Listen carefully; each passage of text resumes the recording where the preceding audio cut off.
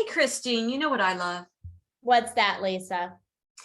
Anything that makes my life easier, like Instacart. Same. Being able to sit down in the evening after a long day of working, enjoy a glass of wine and order groceries, all while I'm sitting on my couch at home, really helps take away some of that work week stress. It does. And I love that you can schedule up to 2 weeks in advance. We like Instacart so much, we've partnered with them and are offering our listeners a discount promo code. Hey, if you want to try them out and make your life a little easier, just head on over to theegoproject.com and sign up today. We'll also include the website in our description box.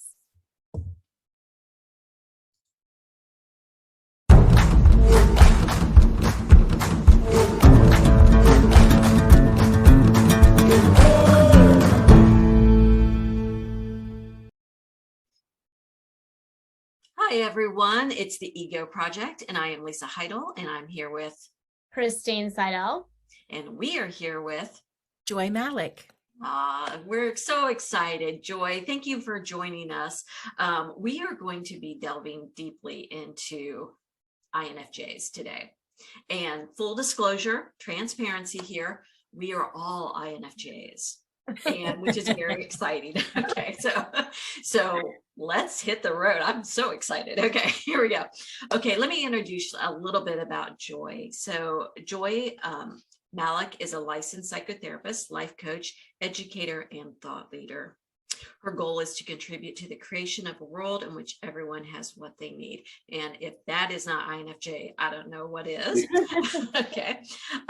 So Joy weaves together attachment science, Jungian psychology, and personality theory to teach how to craft lives that people, so they can take care of themselves, how they can develop emotionally secure relationships of mutual care, reciprocity people, and how INFJs and highly sensitive people can develop self-understanding, self-compassion, and the skill to use their strengths to address their struggles.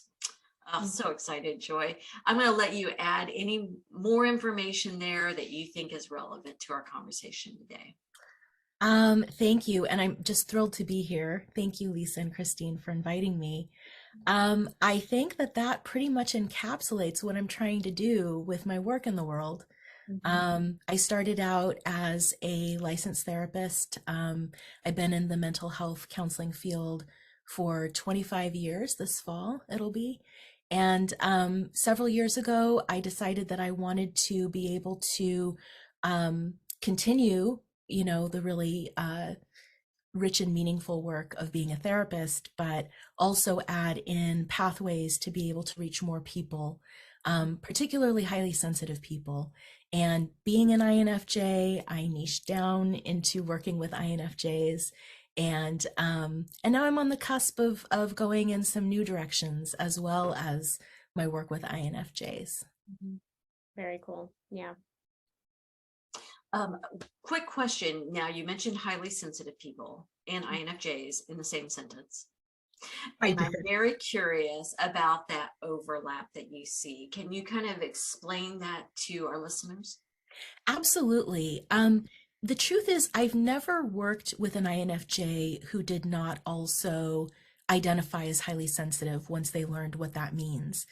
I have heard from INFJs on social media who respond to my post comments.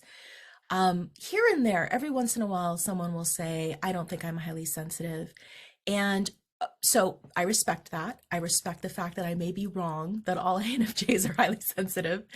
But at the same time, I think there's not as much information out there about the ways that high sensitivity shows up physically and in a sensory way. A lot of the information out there focuses on high sensitivity when it comes to emotions.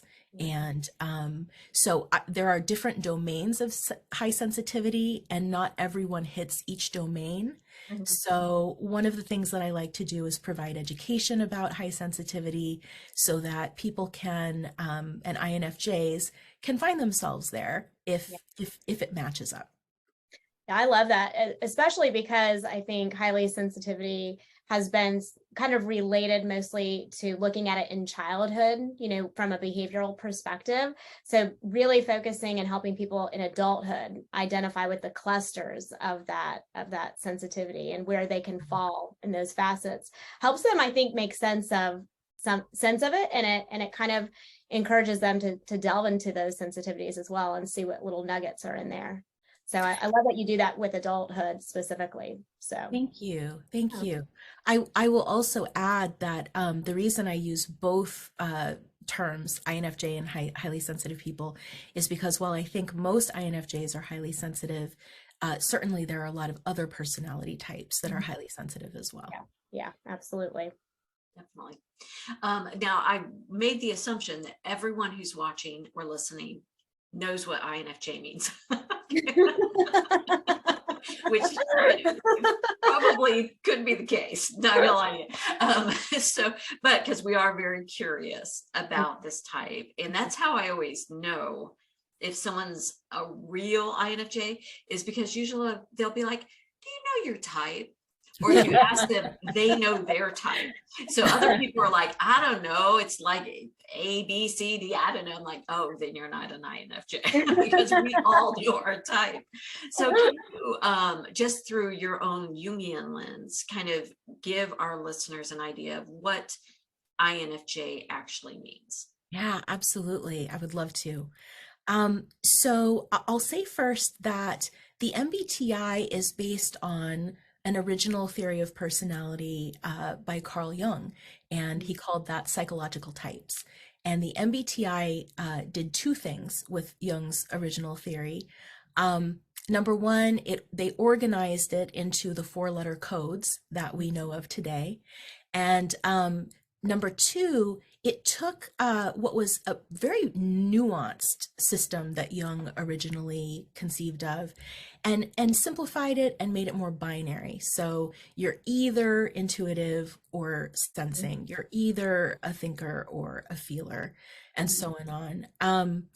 Jung's theory actually, what he did was he went into the building blocks of personality or psychological type. And he created what we now know of as the cognitive functions, which are mental processes that each type uses.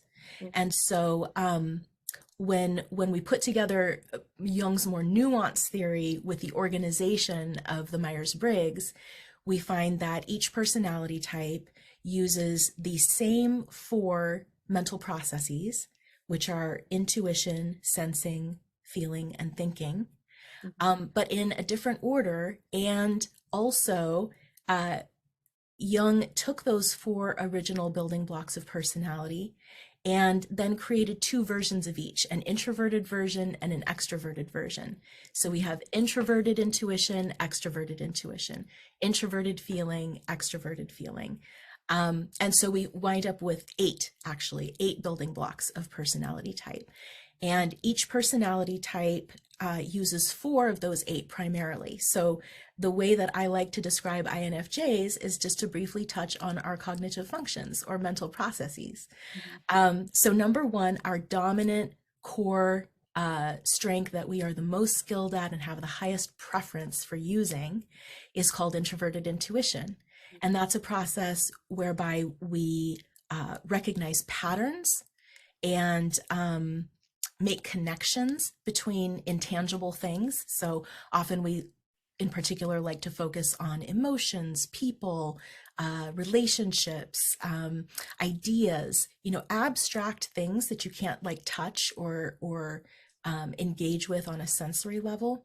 And we do that work of finding patterns and making connections inside through reflection. So often we'll find that we are not as quick to be able to pattern recognize in the moment, but afterwards we're post-processors. So afterwards we'll do a lot of reflection and processing, and then the insights will rise to the surface about the dynamics of whatever we experienced. Our second strength, our second cognitive function is extroverted feeling, and that is where we have a gift for focusing on the feelings and needs of others and tending to those. Next, third, we've got introverted thinking. So this is, again, it's not a binary system. Introverted feeling, INFJs also have a thinking function. And introverted thinking in particular is a process that uses logic to develop logical consistency in our thinking. So we want to make sure that all of our thoughts are lined up and aligned, and there aren't logical inconsistencies.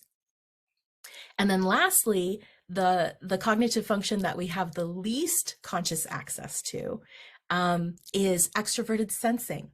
And extroverted sensing is all about action over reflection. It's all about, let's just, let's get up and go. Let's experience the world through our 5 or more physical senses. And we don't really need to think a lot about the whys or the hows. We just sort of attack a problem until we find something that sticks. Yeah. Boy, that last one, I'm feeling that.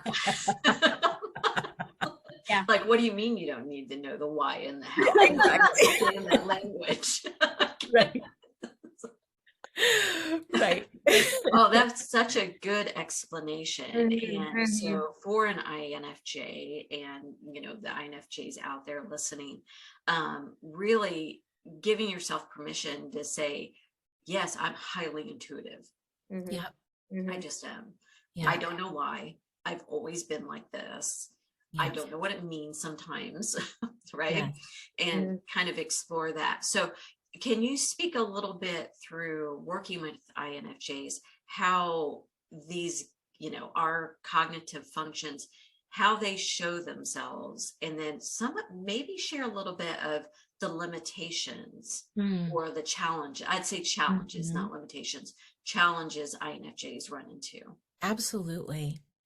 So most INFJs have an experience of our extroverted feeling, that part of us that tends to others, focuses on what other people are feeling and what other people need over what we feel and what we need. That carries us into, typically INFJs have a lot of people who enjoy being with us and making use of our ability to be present and caring and help other people with their problems. But because our dominant function is introverted intuition, we are overall introverts. And so that extroverted feeling sort of reflex to try to help people can get us into living lives that are much more extroverted than we actually have the capacity for.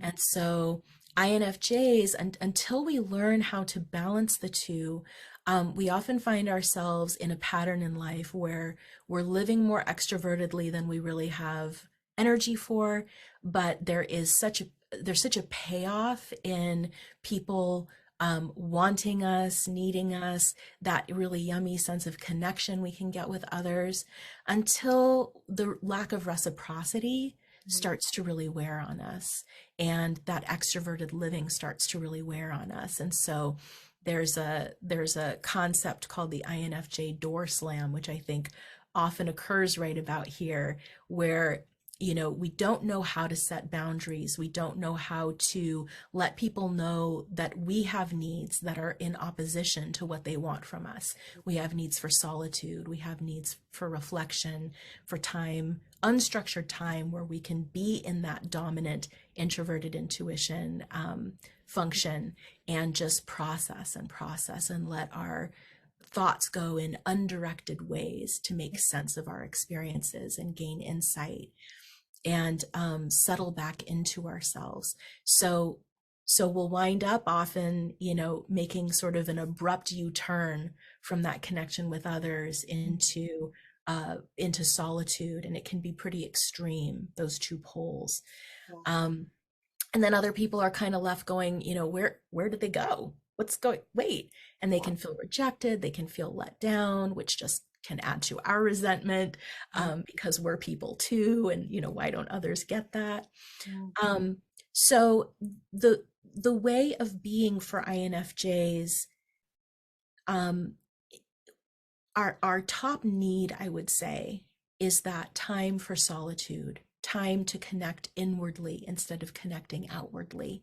Mhm. Um, and when we get that, things kind of hum along in a much more resonant and sustainable way for us. Mm. But I think because INFJs use as our dominant function that introverted intuition, happens to be the rarest cognitive function in the stack. So most people don't understand that need Mhm. for really, really marked solitude. They don't understand that, we're so like friendly and we can be so outgoing. They don't get that need to be away Mhm. from people, to sort of leave the village and go into the wilderness within. Mhm. Um, and so we INFJs can wind up feeling, I think, very misunderstood. And like there others don't necessarily recognize the validity, the legitimacy of that primary need. And so until we can decide that it is 100% valid Yeah. and legitimate, and set boundaries and educate people about our needs, Mhm. we can find ourselves in that dilemma, swinging from a life that's too extroverted to a life that kind of shuts everybody else out. Wow, that's hitting home right now. Wow. Yes, it is. Okay. Yeah, yeah. And I think that, I think that's a misunderstanding with a lot of people that, have access, to that type, is that, they can appear very extroverted because they are in that space of wanting to attend and tune into others. And they oftentimes have the energy because that does energize them to be in that intuitive space with people. And so their energy can kind of be like taken, right? Like, just, I feel like, Yeah. Lisa and I were just talking about, when you have that giftedness, it feels so good to other people, but you do forget to attend and tune back into yourself. Am I sensing somebody else's feelings, or I need to check in with my own? And that solitude, again, this is a conversation we talk about all the time in the Ego Project, for every type, but especially this type, the need for withdrawal, so that you can Yes. clear yourself out and get very grounded in what your feelings are, what are your needs, because it Yes. feels so good to everybody else. But that doesn't mean, I think people think our FJs are just so like introverted. They don't understand that they can come off very extroverted. So when they do, they're like, oh, they don't need that alone time, they're an extrovert, really. But it's because it feels so good to get that intuitive energy from them. So I think I feel so validated right now. So same, Yay. right? I know, yeah, just my identity just kind of like, I felt that imprinting. So what a beautiful way of kind of just really seeing that type, and really giving them that space to have space to recognize their own needs, because I can definitely see that's a challenge for them, because of that intuition that feels so good to give, but also for other people to receive. That receiving back is definitely something that I think is a challenge for this type. Yes, Mhm. exactly.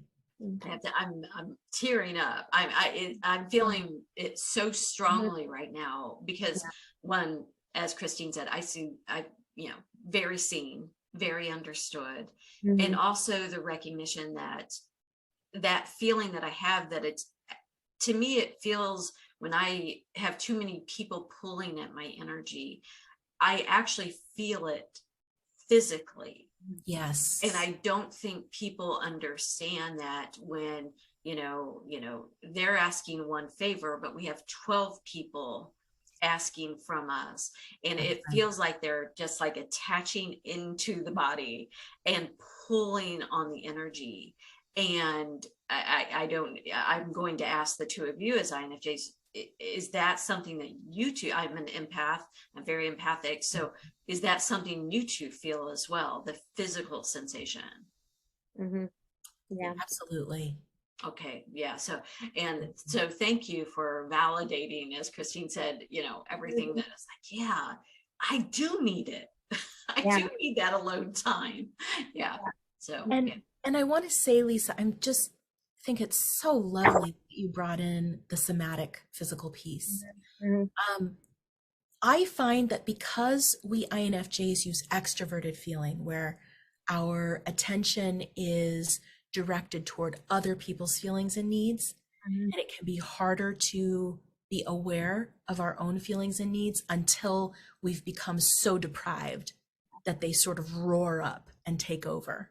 Mhm. Um, learning how, learning to identify those physical sensations when Mhm. we find ourselves stretched, pulled, overextended, you know, being able to bring our awareness to what does this feel like in my body can actually be a route to understanding our feelings and our needs, um, before they become so ravenous Mhm. that they take over everything.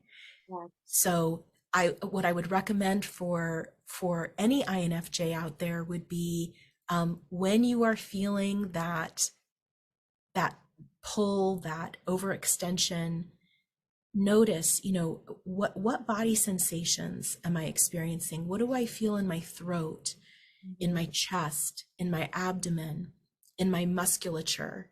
Am I tense? Am I open? And begin to check in with your body on a more regular basis so that you can catch those signals earlier on and tend to yourself. And Which I is think so so. part of what an INFJ does is recognizes patterns, right? But doing it for self and being like, oh, I know Exactly. when I start feeling that tight feeling in my chest when I go to open my email or my text messages, right? Like I know that's mine, but that's that tracking that pattern and really intuitively knowing, this is a pattern that when it shows up, I know what that means. But again, it's so natural to do it for others, but to really be intentional about doing it for self. So yeah. Exactly. Sorry, Lisa, I didn't mean to No, interrupt. no, we're good. I think it's so important as well to not judge what you're feeling. I think very often we're like, well, I've had a day to myself. I shouldn't be feeling this, or I should be able to say Mhm. yes because, I haven't seen anyone for 3 days, an Right. actual human, Right. and we start to judge that. And so how much of the extroverted sensing in the cognitive sex, and that's our least Hmm. right recognized and accessible function, how Yes. much of that plays into the boundary setting with ourselves where other people are concerned? Oh, that's interesting. Um, Let me think about that for a minute. Our impulsivity, I would say, is mainly located in our extroverted sensing. um, so when we find ourselves kind of, we've just had it up to here, we have nothing left to give, and then there's that door slam. I have a feeling extroverted sensing might be involved. It's Um, activated. Yeah. right. The cognitive function I go to for boundary setting is actually extroverted feeling, believe it or not. Okay. Because even though it's pointed toward others, Mhm. there's this little hack we can use with it to be able to tend to our own needs. So extroverted feeling wants everyone's feelings and needs to be tended to. Mhm. You see that for ENFJs who use extroverted feeling as their top dominant cognitive function. They're often able to juggle a lot of different people and a lot of different needs because the goal is everyone's needs get met, everyone's feelings get tended to, and everyone's feelings and needs have a seat at the table. Mhm. So the hack is what I call othering the self. So thinking about oneself as one of the people at that table whose Mhm. feelings and needs need to be tended to as well. Mm. I don't know that. I mean, I think there are periods of time, I think there are moments for INFJs where we really do need to prioritize our needs above everyone else. Actually, let me say areas where we need to prioritize our needs above everything else. For me, that includes I need introverted intuition time every day. I need solitude every day. Mhm. It's not going to be all day every day, but I need it every day. I need time, that unstructured time to just flow with my thoughts and intuition and processing. But if we can, if we're looking at a dilemma where someone wants something from us, or there's a need that we genuinely want to meet in someone else, or feelings that someone else has that we genuinely want to tend to, but we also have our own needs that are in opposition to that, then we imagine the table and we imagine ourselves having a seat at the table, and we say, okay, maybe not everyone's needs are going to get met perfectly here, but how can I make sure that as far as my sphere of influence is concerned, Yeah. how can I make sure that I am prioritizing my own needs as well as everybody else's at this table? Wow. I love that. Almost like externalizing yourself in that moment, Exactly. really to really be able to connect, because your automatic go-to is to not. So I love that. And I love that you say, and it not be done perfectly, Mhm. but just in the sphere that I'm able to show up and the capacity that I have, how can Right. I do, including Right. so very cool. I love that. I wrote that down because I want to use that with clients. Good, good. I can give a quick real life example if that's helpful. Yeah, please. My introverted intuition, I can find myself talking in abstractions and principles and, so much that sometimes I get a lot of questions when I teach, what does that actually look like? Yeah. How do I do that? Right. Right. How do I do that? Exactly. So, for example, if I have a friend who's struggling, let's say, maybe there's been a death in the family, or they're struggling with depression. I will make myself available, but I'll make myself available, I mean, there are levels of need and crisis, right? But if we're talking about a daily sorrow or trouble that a friend is living with, I'll make myself available in a way that budgets my energy. So I'm not going to necessarily be available at the drop of a hat every time something is needed.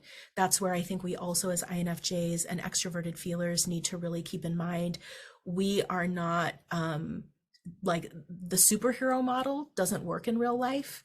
Yeah. People need communities. People need, more than one person tending to them. So I can look at my schedule and I can see that, maybe I've got a lot stacked up during the week, and I'm going to need part of that weekend to be in solitude and connect with, the relationships that feed me as well. So how much time and when can I give to this person who I love and who I want to care for? And, I can only offer what I can give, and then they can decide what to do with that. Mm. Oh, I love that. I love that's a great way to show up in the space that like honors the relationship, but honors a boundary that you have as well, Yeah. Love it. And I too, and I think it's so often that when we deplete ourselves, when we've given too much, we've overfunctioned, we haven't set boundaries, that we start treating everyone as if, they're all the same. I'm going to not give any energy to any of you people, right? Yes. Right. It's like, you're all done, right? And because we're depleted and we haven't taken the time to kind of recharge ourselves. And I love that because it is unstructured time where you allow your thoughts to just go. And people who don't need that do not understand there's a whole world going on in here, right? Exactly. I'm not just sitting in my pajamas watching TV. Okay, Oh. right? There's a whole lot going on under the surface. And so, one thing that I do is if I find that someone keeps returning to me as the well, they're using, me to do for them. And I know I need to set some boundaries. I'll say yes to every other request. Because, and then that way I feel like I'm having a little more say in how things are going. And they're also learning that they need to be expanding their support system. I There you cannot go. be the only support system. There you And go. that's just one little hack that I use for myself. Do you have any other hacks, you or Christine, that you would advise, a coaching client or, an IFJ friend or a therapy client? For me, I actually have started in imploring the wait time. When I first get the request, I don't respond to it automatically in that moment. I give myself, okay, I'm not going to respond to any of these things until this evening when I know I've settled my day, I've had some of that alone time, and then I can kind of check in with myself. But that alone time, that's a real thing. Like, I'm the same way. I need that every evening. And sometimes I do, like, I'll play with clay, or I'll just sit there and listen to music and like not do anything. But you're right, the wheels are just, the whole mind body is just doing its thing. But I have to do wait time, and a lot of times it's tough because there will be kind of a lag in a response. And I know for some people they're kind of like, hey, following up on this, but I can't respond right in that moment, because I find myself really putting myself in a situation where I say yes because I'm overextended, or I say no out of the door slam, and I'm just saying no to everybody. And I don't really know if that's something I want to, is it a yes for me or is it a no? I don't really know. I can't feel or sense that in that moment. Yeah. That's it. That's it. I love that. I think just delaying our response can be so powerful, because in the moment when the person reaches out to us, our first impulse, given that our feeling function is pointed outward toward others, is to want to meet that need, even if like our stomach is sinking at the same time, because Yes, we right. know that we are foreclosing on the time that we need for ourselves. So giving ourselves that break before response. And then I would add, again, checking in with the body, because I know for myself, when I'm about to overextend myself, my stomach's in knots, I feel tense. I feel like, I would say sadness, like a grief in my throat. Yeah. Because I know that I am just foreclosing on my own needs. I can feel that time that I need to restore myself slipping away. And so, none of us are perfect at this at all. There are still times when I overextend myself. But if I give myself that moment to check in with my body, it's like, oh, darn. I'm going to have to set a boundary. My stomach's sinking. I'm feeling sad about that delicious, yummy time that I had saved for myself just going away. Yeah.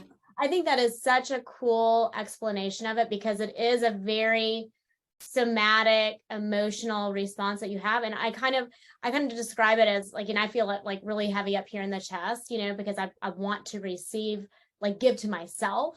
And I'm seeing myself just automatically drawn to give to somebody else. And it's like a sadness of like, I'm denying myself. Like I'm, there's a sense of this, like I'm grieving the time, like I'm grieving not giving to myself. And, I love to do a lot of inner child work. And so I always like kind of imagine my little Christine being like, no, come play with me, Yeah, right. That's a really cool way of like kind of checking in and being like, I feel sad, because you're kind of just saying no to yourself if you go forward with it. Yeah. Yes, exactly. Yeah. And we live in a world where not everyone needs as much solitude. They just don't. That's I right. see people out there, they're like, oh, I have 10 minutes on my calendar that's open. What should I put there? I'm like, nothing. Why would you put anything in there? And how do you only have 10 minutes? Right. And I run into people who really push back on my need for alone time. And the ones that I trust, I will try to explain. I really, this is something that I need. And I actually have this lovely person in my life who was like, I just don't understand. And I didn't respond immediately. I waited. And then the next day I reached out and said, I just want to delve deeper into this. And I said, and I realized you will never understand. And I will never understand that you don't need this. And that's okay. We just have to respect it. Yes. And, and when I came to that realization that I can't convince someone Mhm. that doesn't want to understand that my need is valid, right? Either Yes. they get it or they don't. Mhm. And, and if they don't, then they just need to respect it. Yeah. Yeah. It makes me think of something that Elaine Aron wrote, she being one of, or maybe the original pioneer of the field of high sensitivity. Of high sensitivity, she said, other people don't need to understand it, but they need to believe it. Mhm. Mhm. And I think that really applies to this INFJ need for solitude and time alone. Extroverts, other folks don't necessarily need to understand it. And I think that can trip us up as INFJs, because one of the gifts of our introverted intuition is the ability to shift perspectives and see things through other people's eyes. And sometimes we get stuck there, like we can't even feel that our needs are valid because we've shifted perspectives to this person who doesn't understand that need, and then it's like our needs become water in our hands. They just sort of slip through and we can't even hold on to that sense of validity. Mhm. So it's really important for us to remember other people don't need to understand the needs of introverted intuition. A lot of people can't, Yeah. just like we can't understand cognitive functions fully that we don't have. Yeah. Um, but people need to believe us when we say, this is what I need. Mhm. I love that. Yeah. That's beautifully put. Thank you, Joy. That was so beautifully put.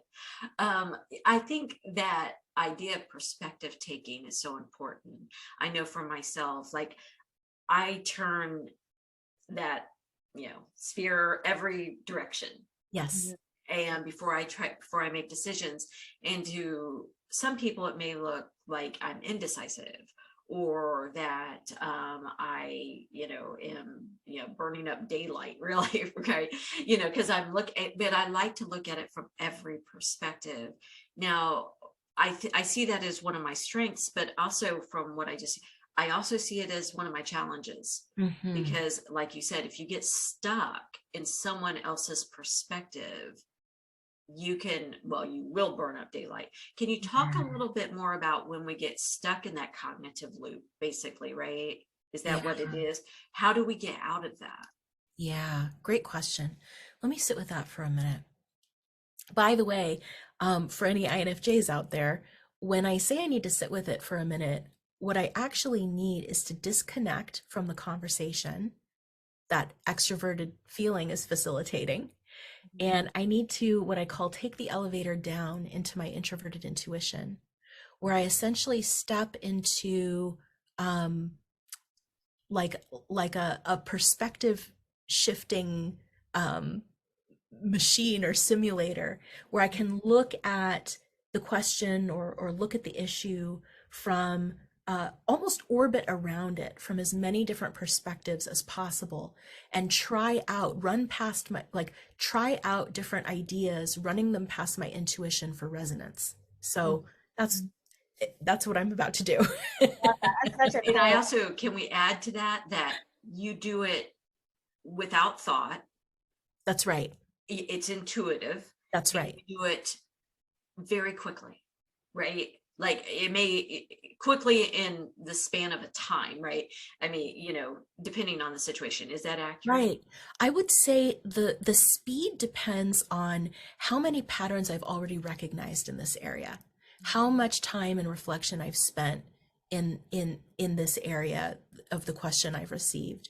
If it's been a lot, then I have a lot of patterns to be able to, sort of trace along to find the right one, to be able to come take the elevator back up and be able to speak to it. If it's an area that I haven't done a lot of pattern recognizing in, that I haven't had spent a lot of time in reflection in, sometimes I need to get back to the person, like, let me sit with that. Yeah. Let me really, really do some deep thinking. And Lisa, I'm so sorry. Uh, that was my alarm. I apologize. That isn't even what I was sorry about.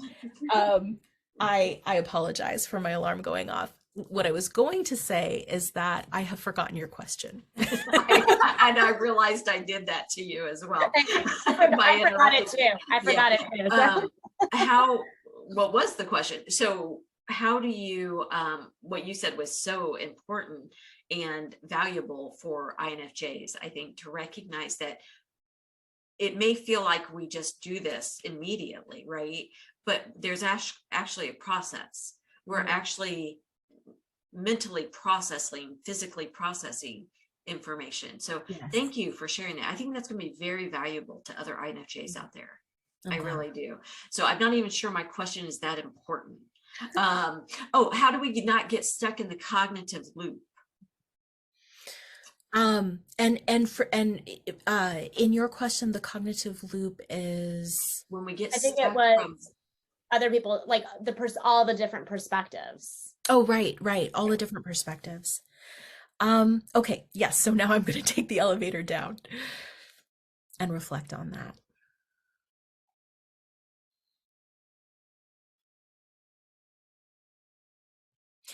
Again, I think it has a lot to do, so there are different levels of perspective shifting we do. We ourselves, without even thinking about it through anyone else's eyes or perspective, we ourselves usually contain multiple perspectives.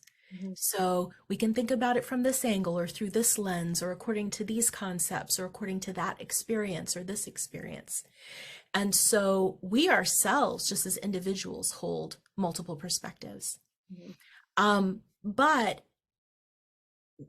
at the same time that we're orbiting around the issue or the question from our own multiple perspectives, we're also orbiting around it, shifting from the perspective of maybe there's another person involved in the experience and we're trying to figure out how we feel or think about it. And so it's easy to get stuck, right, in the other person's perspective. I think what's really important here is to be able to acknowledge that's what's happening. And I think some signs that that's what's happening include what I was speaking to earlier about suddenly we don't even feel like our perspective is valid. We don't feel like our experience or our feelings or our needs are valid. That's when it's time to sort of intervene into that stuck place and say, no, wait a minute. What do I know about myself? What are the patterns I've recognized about myself? What are the patterns I've recognized about this issue? What is the learning I've done? And be able to acknowledge the other person's perspective without getting stuck into thinking it's the singular only perspective. Yeah. Does that make sense? It does. I think that's very valuable because I call it when I'm chewing on an idea, like I'm chewing on it and I can't shake it. And, no matter, I can't distract myself from it. I keep returning to it. And typically it's when another person is involved. Yes.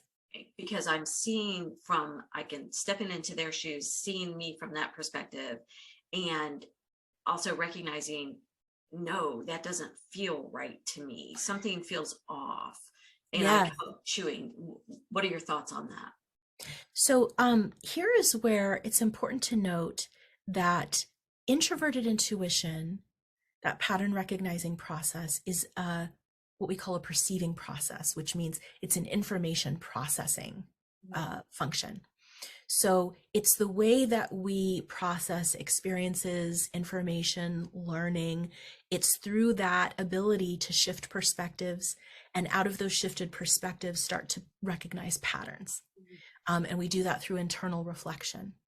But introverted intuition is not really going to help us land on a conclusion or a decision because it's always gathering more perspectives and more information. It's extroverted feeling that is what we call a judging or a decision-making function. It's the function that we use to evaluate the information that introverted intuition gives us. And it's extroverted feeling that goes, okay, I can see these multiple perspectives. I can see very clearly how this probably went down for this other person. this interaction or whatever it was. But I'm here to make sure that the decision-making process or the conclusion-forming process happens according to certain values. And those values include everyone's feelings are tended to and important, and everyone's needs are met, including mine. So it's actually extroverted feeling that I think can help us get unstuck from having gotten lodged into someone else's perspective and say, okay, but what are my feelings here? What are my needs here? I've done a good job of identifying what those are for the other person. What are mine? And how can we move forward in a way that, as much as possible, meets both needs? I think that really kind of leads me into kind of a question that I feel like from a therapeutic perspective, and a lot of the conversations that we've had on the podcast before about the wounded ego versus, more towards the more secure, healed ego.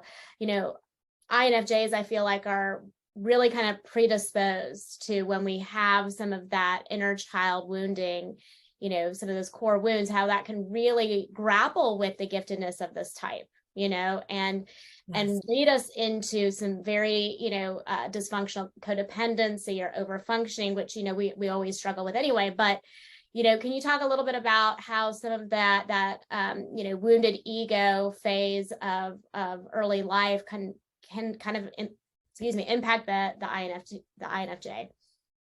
Absolutely. I think one of the core ego wounds that I see, that I experience myself and I see with the INFJs I work with, is that in most cases, we did not grow up in communities that were able to understand our internal processes. And therefore, no matter how loving they were, the way we tick was not necessarily validated, seen, or understood. So we can find ourselves growing up feeling as though we're just sort of wired incorrectly. Maybe we had a more extroverted family or members of the family. Maybe we had more sensing oriented members of the family who didn't understand why we couldn't just sort of, wake up, get ready for school. I'm talking about myself now.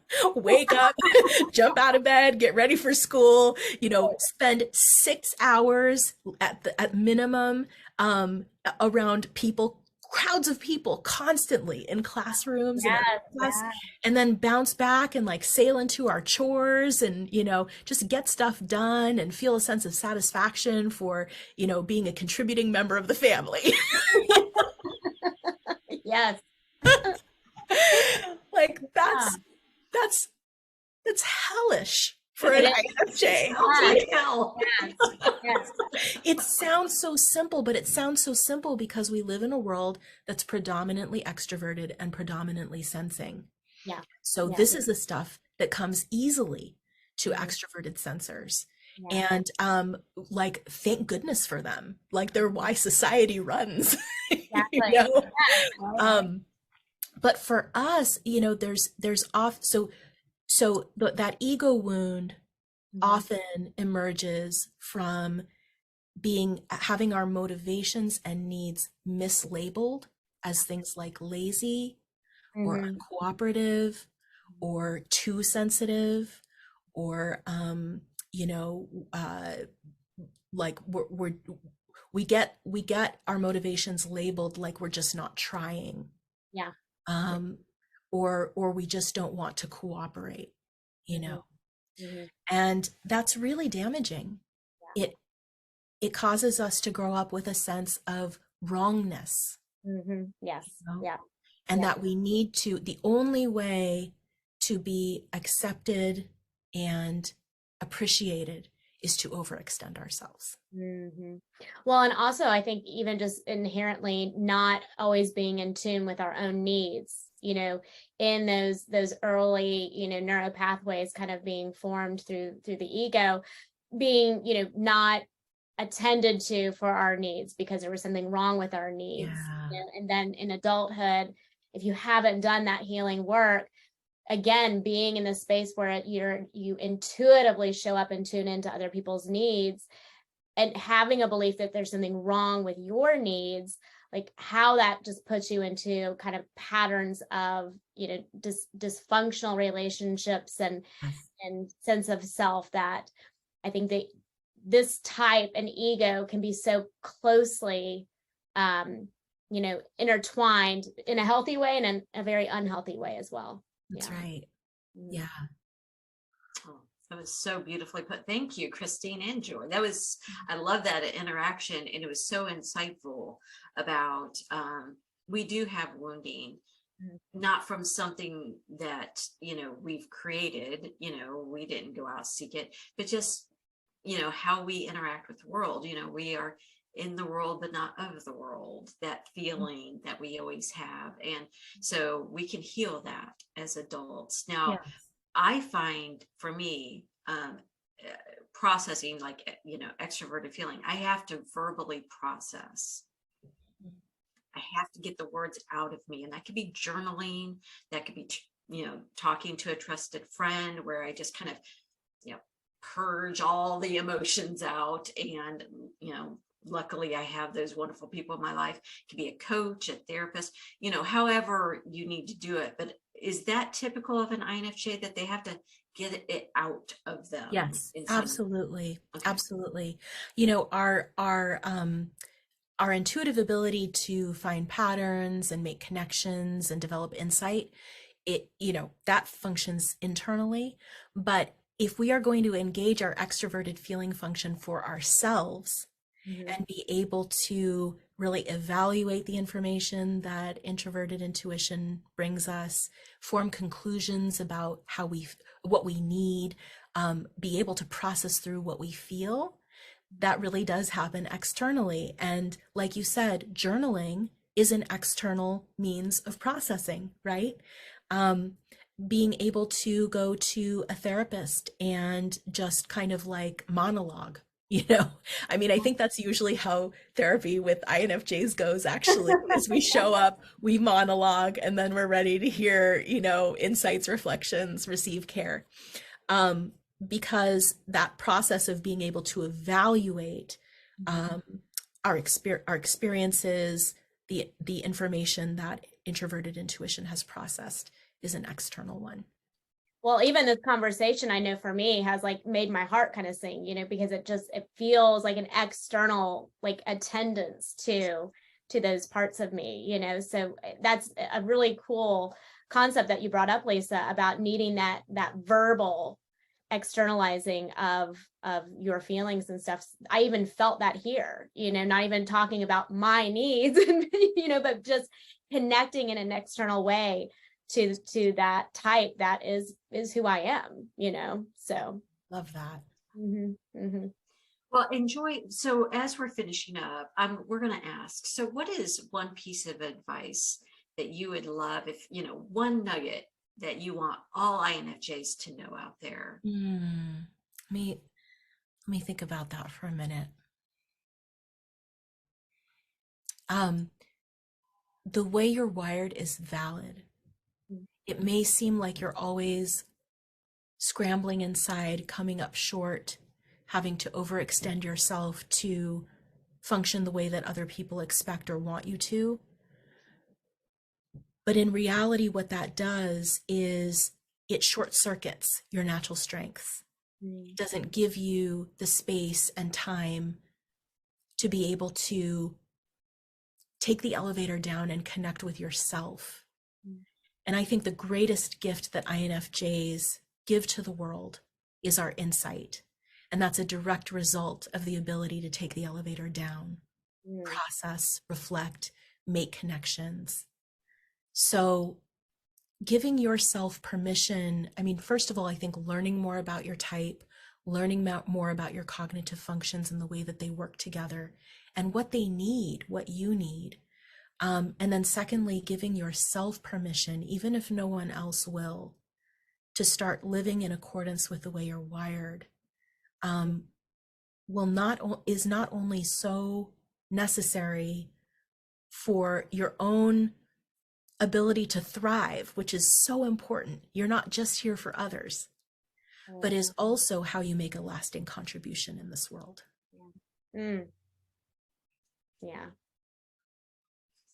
That was so beautifully put. There's INFJs, one, the INFJs here, and then the INFJs that are going to hear this or watch this. Yeah. That is going to be very powerful for them. Because isn't that what we seek as INFJs, is to be understood? Yes. And for someone to see us as complete and whole, not flawed, not broken, not weird. That word, right? I claim my weird. Yeah. Me too. I've started to. I'm like, I don't care anymore. I don't care. If you like me, you like me. If you don't, you don't. I'm good. Yes. That's right. All right, Joy, we have so loved this conversation. We would love to have you back. Back. Yeah, I know that you mentioned that you're starting to maybe grow into a different area. When that's ready to go and you're ready to share, we would love to offer this platform for you to do that, to offer whatever service you're going to offer the world, because we know it's going to be amazing and it's going to be unique and someone's going to benefit. That means so much. Thank you both for having me on. I felt like I was just chatting with friends. I feel invigorated. You're both really lovely people, and I'm thrilled to have been a part of this episode. Thank you so much. Christine, do you have anything to offer? Oh, no. I mean, where can we find you, Joy? Where can the rest of the listeners and watchers find you, and how can we support you in your new endeavors and the work you've already done? Thank you. Probably the best way right now is to hop onto my newsletter.